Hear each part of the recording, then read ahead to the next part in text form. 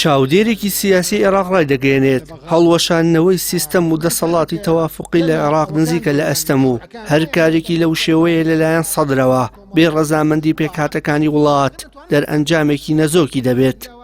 لە چوارچێوەی سیمینارێکدا کە بۆ ئەندامانی باڵای کۆمەڵ سازکرا بوو، دکتۆر ئیبراهیم محەممەد عەزیز چاودێری سیاسی ڕایگەیاند دەستکاریکردنی دەستوور بە ڕیفراندۆم دەبێت، بەڵام مەترسی بەکارهێنانی ڤیتۆ دەبێتەوە.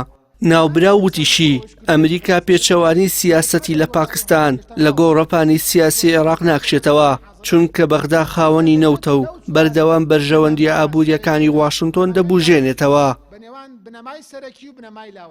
دەستوری عێراقیش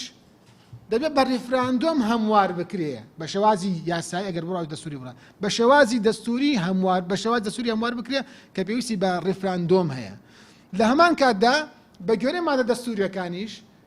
ریفراندۆم بکرێ لەسەر هەمواری دەستوری عێراقی دوو لەسەر سێ محافەزە ئەمە جێکێکە لە ڤیتۆکان دوو لەسەر سێ محافەزە ئەتوانن ڕەفزی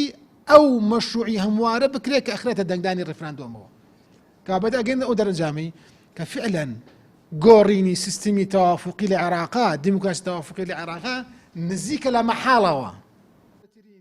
چاودێرێکی دیکەی سیاسی بەشدار لە سیمینارەکە پێی وایە باشترین بژاردە بۆ چوارچێوەی هەماهەنگی ڕازی بوونە بە هەڵبژاردننی پێشوەختە، چونکە سەدر بەم شێوەیەی ئێستا بەردەوام بێت لە جوڵاندنی شەقام ئەوە دەسەڵاتەکانی سەرۆکایەتی کۆمار و ئەنجومەنی وەزیران و تەنانەت خاڵە گومرگی و ئاسمانی و ئاویەکانیش لە کار دەخات و خۆی دەکاتە کەسی یەکەمی وڵات. ئەکرێ ئەم بارودۆخی کە ئێستا هەیە چەند خوێندنەوەیکی بۆ بکرێ بە تێگەیشتنی من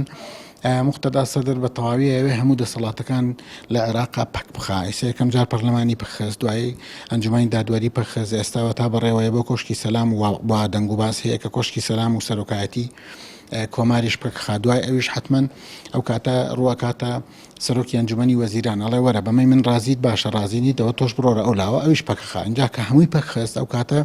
تەمەن پلانەکەی کە ئاشکرای کردووە ئەڵێ مەرزەکان داخەم وشکانیەکان داخەم مەتاڕەکان داخەم نێڵەن هیچ کەس بچێتە دەرەوە خوازانێ دوای ئەوە چی ڕوو ئەدا ئەگەر بەم شێوەیە بۆی بچێتە سەر مختەدا سەدر عێراق بەرە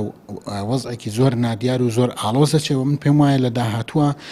ئەم دەسەڵاتدارانەی عێراق هەمویان دادگایەکە چونکە بۆی چۆتە سەر تا ئێستا.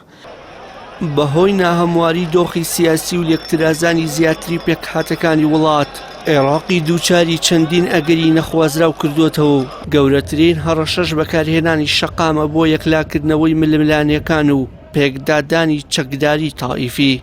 وشیار محەممەد، کەناڵی ئاسمانی پەیام، سلێمانی.